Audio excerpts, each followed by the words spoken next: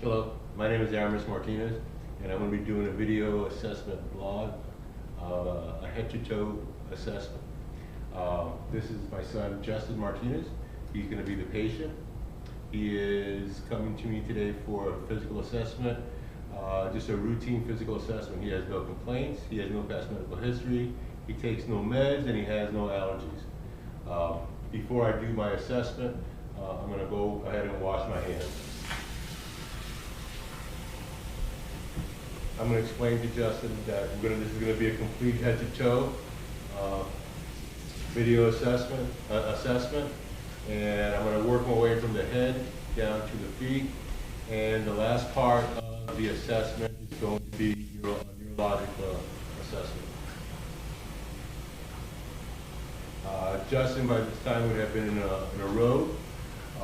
I choose to start the assessment first off with him sitting down, and eventually I have him go assume a supine position in order to do an abdominal assessment.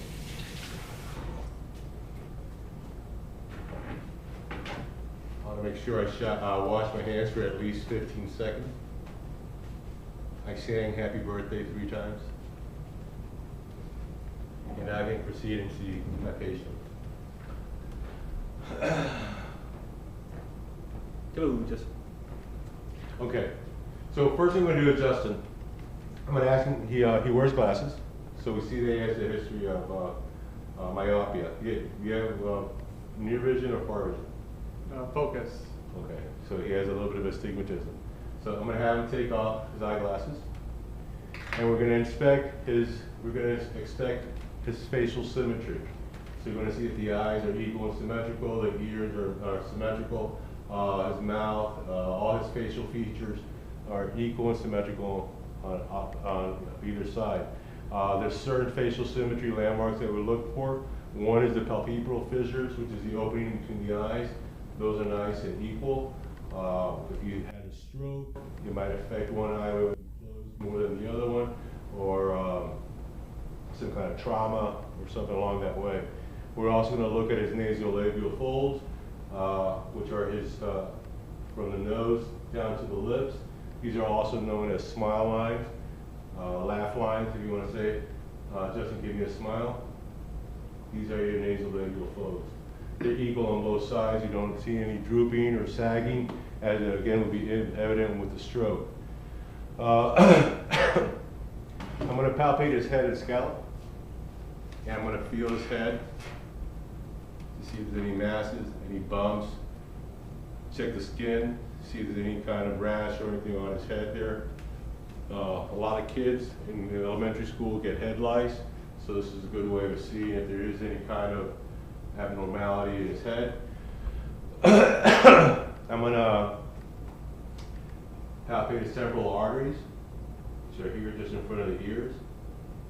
Check for strength,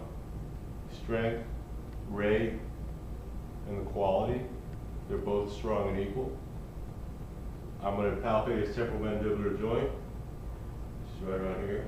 Open and close your mouth, Justin. Hold on. Open. I'm going to try to feel for any clicking or any pain that's elicited when he opens or closes his mouth. Okay, that's normal. Now I'm going to have Justin clench his teeth. Clench your teeth. This is how we check for cranial nerve 5. Smile now. Puff your cheeks. Squeeze your eyes tightly and wrinkle your forehead. This is for cranial nerve 7. Now I'm going to check his eyes. I'm going to inspect his eyes. See if the sclera is white, that they're nice and equal. Ask for any history of eye surgery or trauma, any kind of prosthetics or anything along that line. I'm going to test for extraocular movements, which is cranial nerve 3, 4, and 6. Justin, don't move your head, but just follow the pen with your eyes only. Excellent.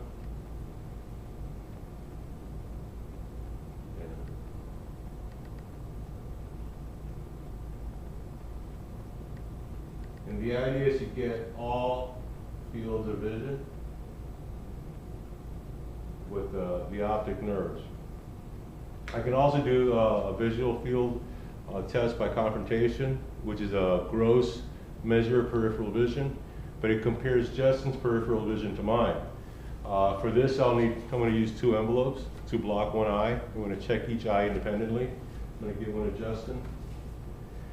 And I'm going to sit in front of him at eye level, about 2 feet away, and I'm going to have Justin cover up your left eye, and I'm going to cover up the corresponding eye, my left eye.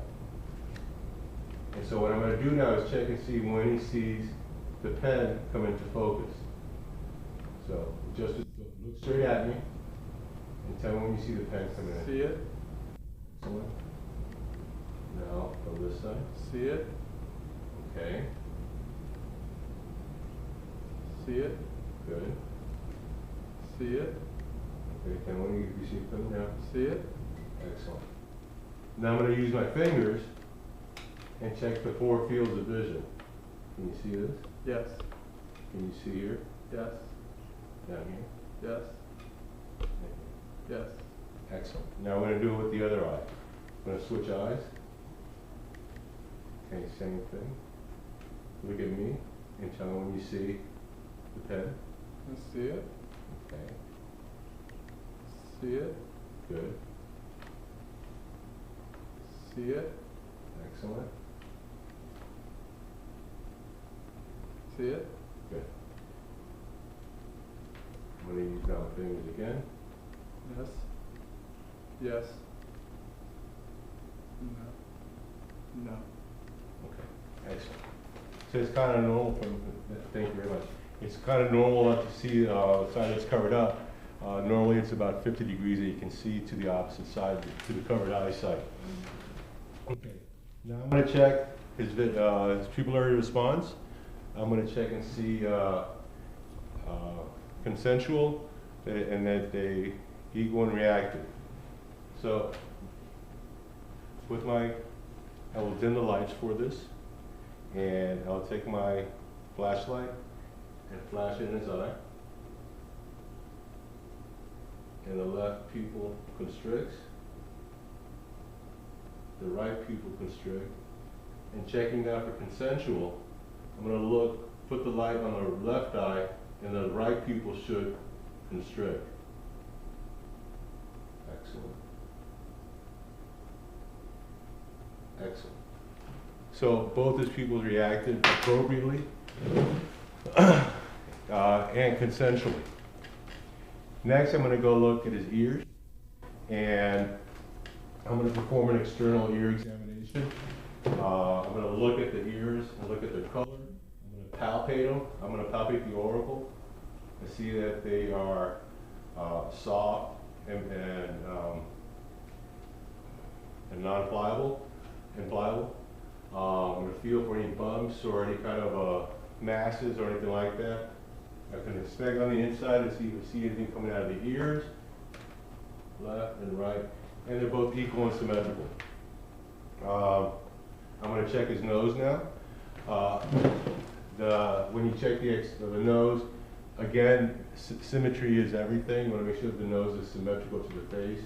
I'm going to check the bridge, the tip, the columella, which is a septum, and then I'm going to see the vestibules and see how the vestibules look, which is the inside part of the nose.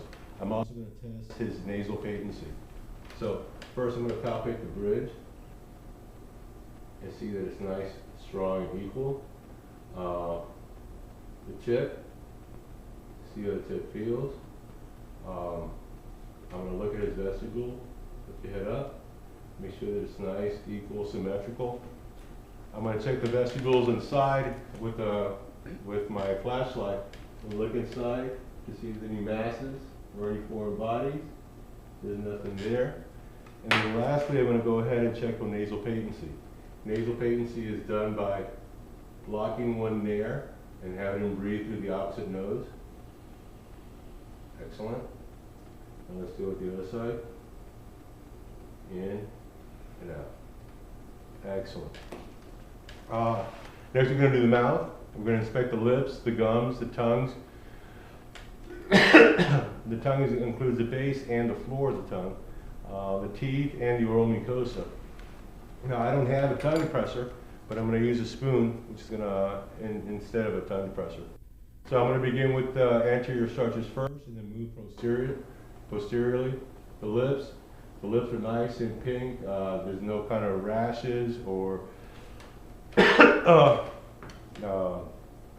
cracking or lesions. I'm going to have Justin open up his mouth, and I'm going to look inside. I'm sorry. I'm going to look at inside the gums. See how that looks. They're nice and pink. We go up here. Again, nice and pink. Sometimes if a person is anemic, their gums will be pale as compared to the rest of the body. It's a good way of picking out anemia. I'm going to look at his teeth now. Let me see your teeth. Big smile. Teeth are nice, straight, white, and even. There's no spaces, no sign of decay or anything like that.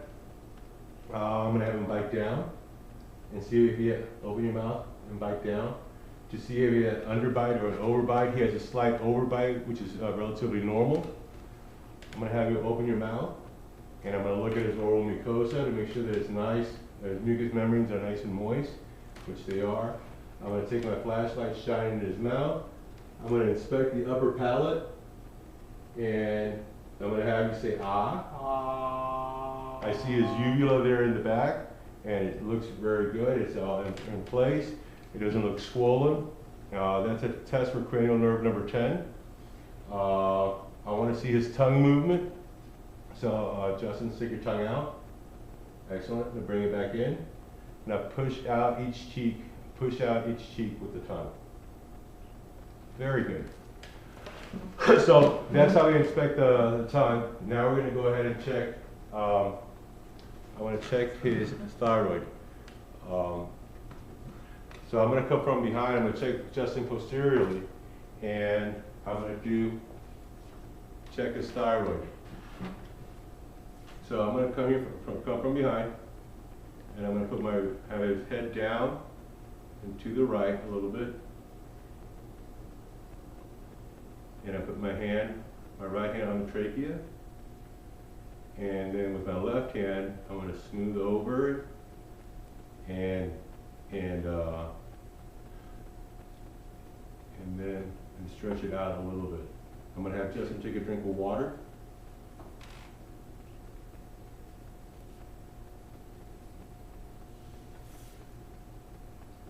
And I should feel him swelling in the borders of the thyroid.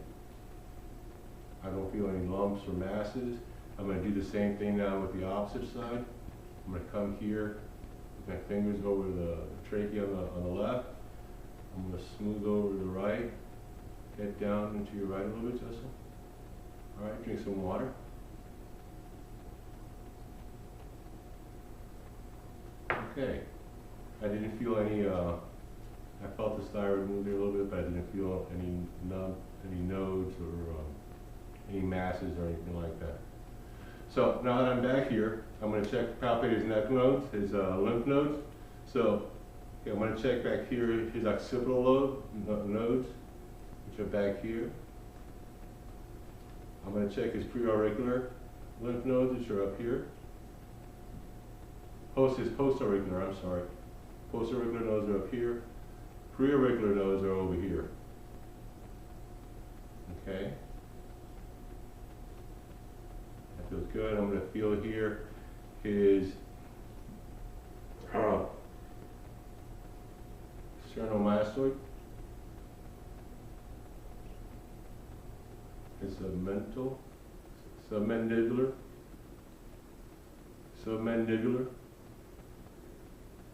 Tonsillar is over here. Submental is right underneath the chin. He has his anterior cervical, which is just on the inside of the sternocleidomastoid muscle here. And just behind the muscle here is the posterior cervical. And over here are his supraclavicular lymph nodes. I'm going to palpate his carotid artery one at a time. Nice, strong, even beat on the right. And on the left, nice, strong, even beat.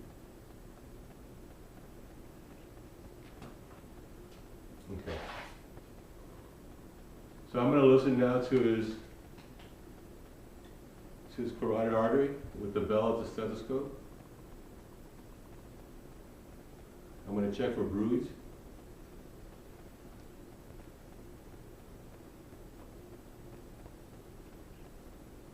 Justin, if you don't mind holding your breath. You can breathe.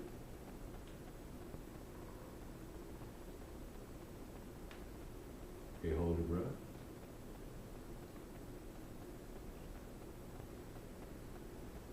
Excellent. Okay, so let's go to the heart now. The heart is a triangle-shaped organ that lies in the middle of the chest. It is, if you think of the heart as a triangle with the bottom of the triangle being the base is over here on the heart, with the apex being the angles where the heart joins. So this will be the base here, and the apexes will be over here. Excuse me. The precordium is where the heart lies from the sternal notch down to just above the xiphoid process. The base comes here just a little bit past the sternum, on the outside of the sternum, and then the apex would be down here by the 5th and 6th ribs. When we listen to heart sounds, you can listen to a person. You can evaluate heart sounds with either the person standing, sitting, or in supine position. For this, for the purpose of this examination, I'm going to use them right now to be in the sitting position. So I'm going to palpate first his radial arteries. Here, the right and the left.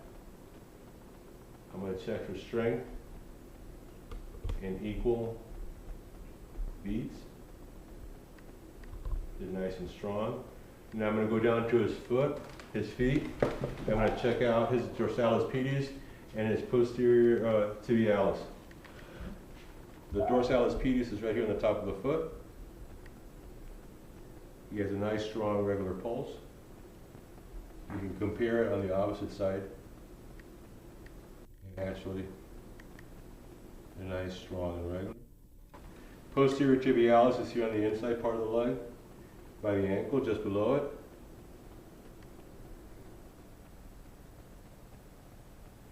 It's actually right off the calcaneus. Nice, strong being, and I can compare that to the other side. Again, nice, strong, equal beats. Okay. So, when we're auscultating the heart sounds, there's 5 areas that we listen to: the aortic, the pulmonic, Erb's point, tricuspid, and mitral. Aortic would be here on this side, by the second and third intercostal space. And then we go here on this side, it would be the pulmonic. Erb's point, the mitral valve is here at the apex, with Erb's point being a little bit here in between, and the tricuspid is here on this side, on the sternum. S1 can best be heard over the apex of the heart. S2 can best be heard over the base of the heart. S3 and S4 are usually heard here on the apex of the heart, but they're kind of hard to find. If he were lying in a supine position and I were to turn him over on his left, like this, I can hear on the S3 and S4 a lot easier, a lot better than normally. Okay, now we're going to go and auscultate the chest and lungs. I want to have Justin turn around. And I'm going to percuss the posterior lung field. Basically what I'm going to do is I'm going to put percuss over where the lungs are. So I'm going to start here on the top right side. Percuss. And then I'm going to come here.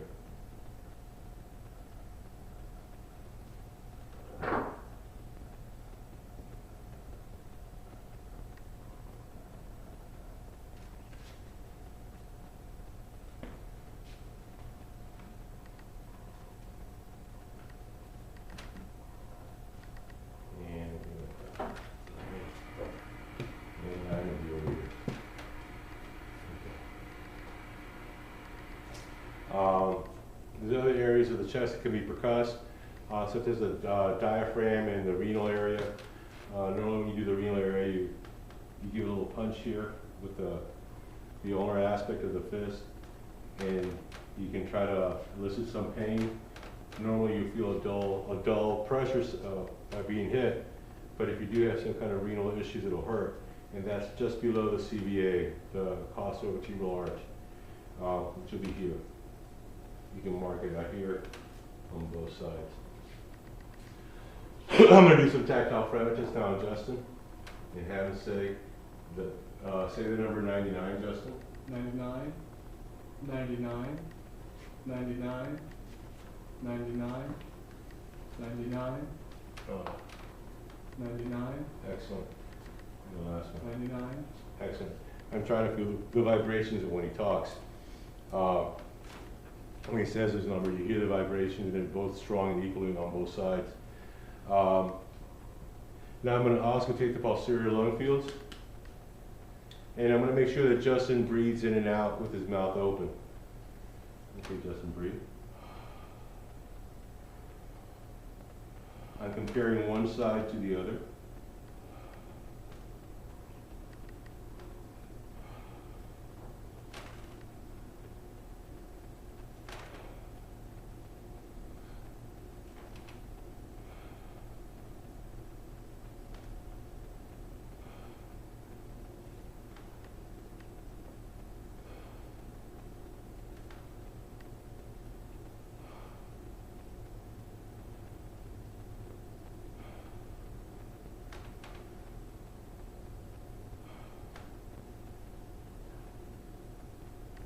Okay. Justin, if you don't mind turning around. Now I'm going to listen to the anterior lung field.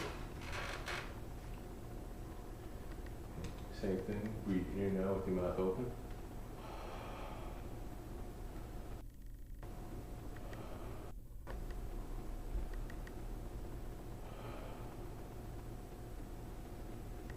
Nice, clear, equal lung sounds.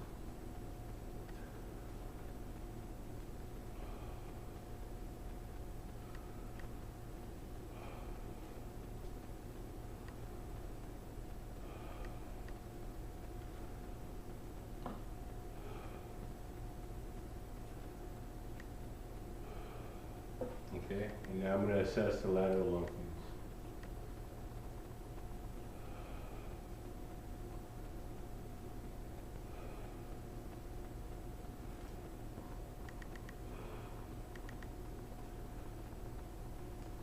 All right, excellent.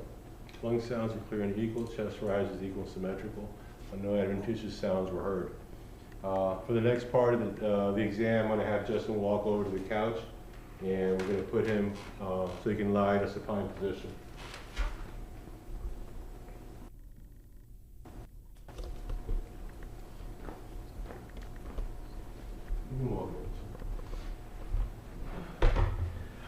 All right, so I'm going to have Justin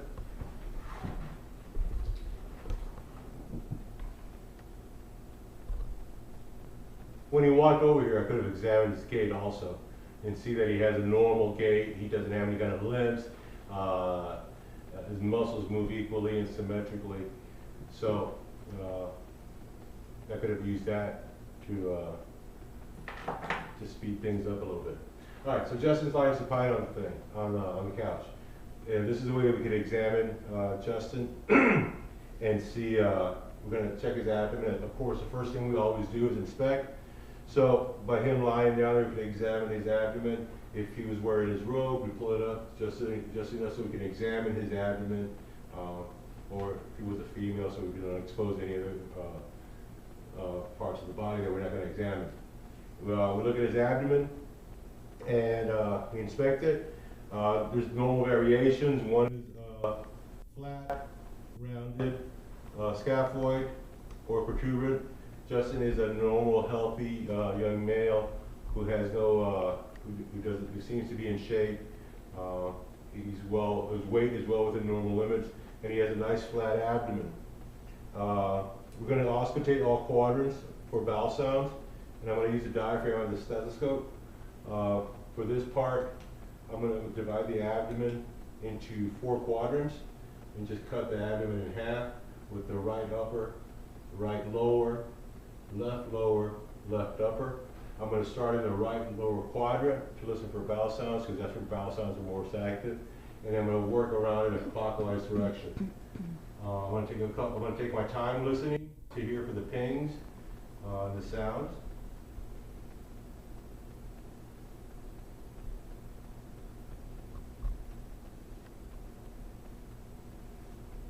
Again, I'm listening for any kind of bowel sound. These seem to be nice and regular.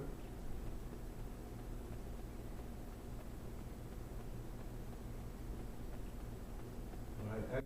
We have good bowel sounds there.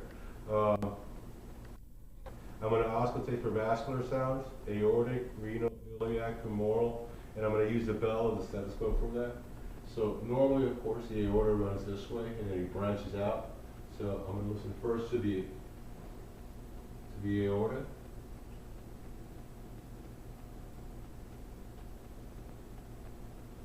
And the renal artery, we branch out just a little bit over down to the left. Again, a little bit down to the left. Iliac will be right around here.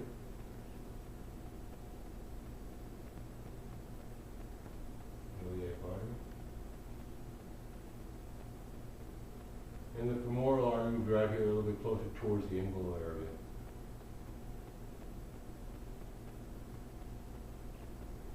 And nice, strong.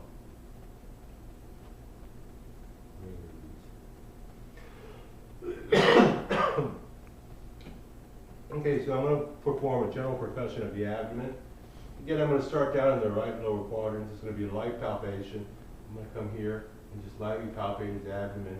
The purpose of it is to feel for any masses, pain, try to elicit any kind of pain, masses. I'm trying to do this in an orderly section, going by each quadrant, and trying to just encompass the whole abdomen as a whole. Okay? I'm going to use deep palpation, and that's to define certain organs. I'm going to try to find the liver and the spleen specifically. When you do deep palpation, you're going to come over here, like for the liver, it'll be here on the right side, just below the coastal arch. I'll have Justin breathe in and hold your breath. And I'll press down, and I can feel the lower part of the liver on this side. For the spleen, which is hard to find, I'll put my hand here and right on the costal arch down here.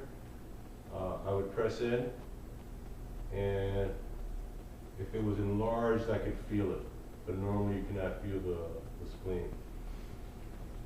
The kidneys, duck-billed fashion. Press down and see if I feel the mass there. Same thing with the opposite side. Come over here and see if I feel the mass. Again, there's no pain elicited when pressing down. And then lastly, I'm going to palpate the aorta, which is right around here below the xiphoid process.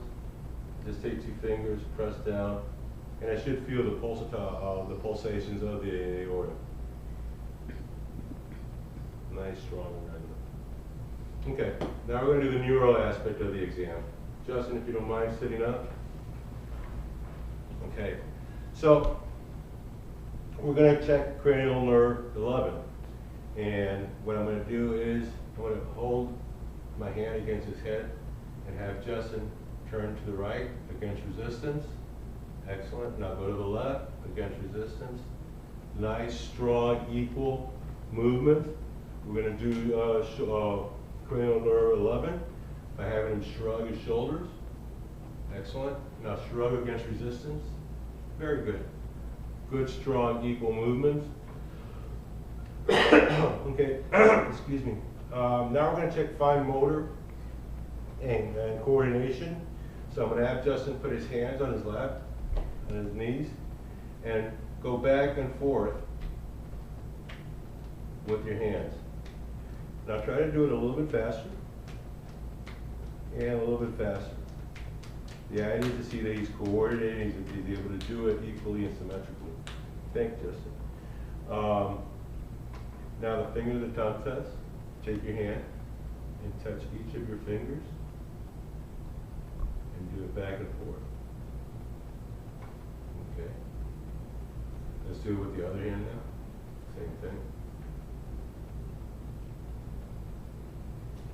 Very good. Okay. Now you're going to touch my finger. Sit back a little bit and touch my finger like that. So you're going to come from here, touch my finger, and then back. Excellent. Now let's do it with your left hand. Excellent. Excellent. Now, for this next one is the heel to shin test. I want you to lay down for this one. This will be, this is better visualized this way. I want you to take the heel of one foot, relax your leg, put it on your knee, and run it down the shin to the bottom. All right? Do it first with your right foot, and now do that with your left foot. Excellent. All right. Sit up again. Thank you. Sorry. So I'm going to test now your reflex. Sorry about that. I'm going to test your bicep reflex. Relax your hand. Excellent. Yes, a little kick to it. Let's see the other one. Good. Good job. Good reflex. I'm going to check your patella reflex. Relax your leg. Let's see. Nice kick. Do it with the other leg. Relax your leg. Good. That's the normal response you want, the knee-jerk reaction. The Achilles reflex. I'm going to rotate his leg outward a little bit and tap it here. Good. Let's try it with the other leg. Again, relax your leg. Good job. Okay, again, lay down, because I think that for visualization, this is the best way of doing it. I'm going to check your toes, and you tell me if I'm moving your toes, which direction I'm moving your toes. Okay, so I'm going to start off with this one. I'm going to grab the toe by the outside part. Okay. Left, right, up, down, Excellent. right, left, down, up. Good. The idea, if I were to have a tuning fork, hold on. If I were to have a tuning fork, then that would be the time to use it. I'd hit the tuning fork and put it on a bony prominence of the big toe, and ask him when he can feel the vibration start and when he feels it end. So, same thing here on this side. I'll put it on the bony prominence of the toe. Okay. All right. Let me see now. I guess we're almost over. Just stand on up. And what we're going to do is, let's walk over here. Excuse me. Walk over, just walk normally. And we're going to assess his gait while you walk. Walk over to the refrigerator. And stop. Okay, turn around. Now, we're gonna do the Romberg's test here. Normally, go down into a shallow squat and then come back up. If you would have been, we can also have Justin hop on one leg, hop on your right leg, now hop on your left leg. Excellent. That shows you had good coordination. We saw that his gait was good when he was walking. Now I want Justin to walk to me using a heel to toe walking method.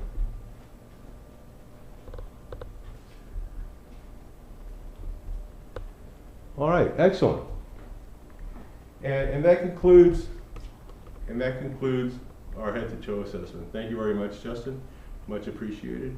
Good luck, guys, and I hope you guys do well. I'm gonna go wash my hands now. Hold on, follow me.